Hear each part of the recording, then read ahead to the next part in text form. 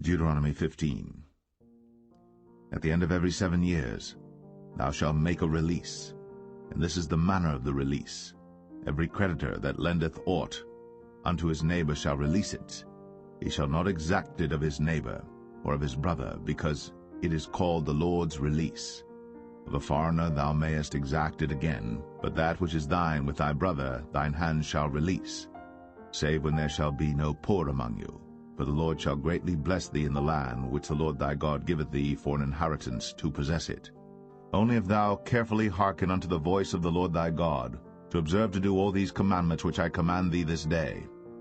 For the Lord thy God blesseth thee, as he promised thee, and thou shalt lend unto many nations, but thou shalt not borrow, and thou shalt reign over many nations, but they shall not reign over thee.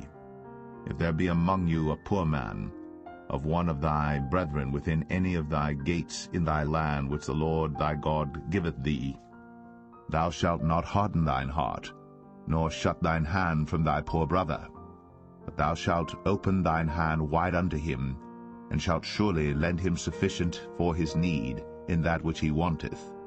Beware that there be not a thought in thy wicked heart, saying, The 7th year, the year of release, is at hand, and thine eye be evil against thy poor brother, and thou givest him naught, and he cry unto the Lord against thee, and it be sin unto thee. Thou shalt surely give him, and thine heart shall not be grieved when thou givest unto him, because that for this thing the Lord thy God shall bless thee in all thy works, and in all that thou puttest thine hand unto. For the poor shall never cease out of the land. Therefore I command thee, saying, Thou shalt open thine hand wide unto thy brother, to thy poor and to thy needy in thy land.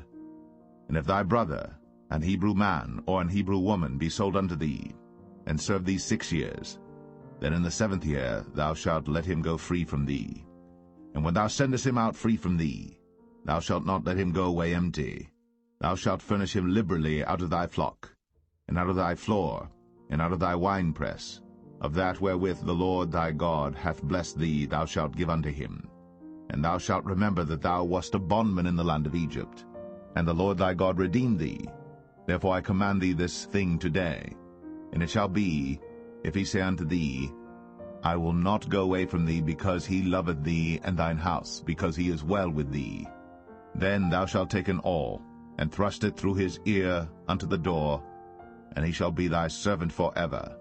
And also unto thy maidservant thou shalt do likewise.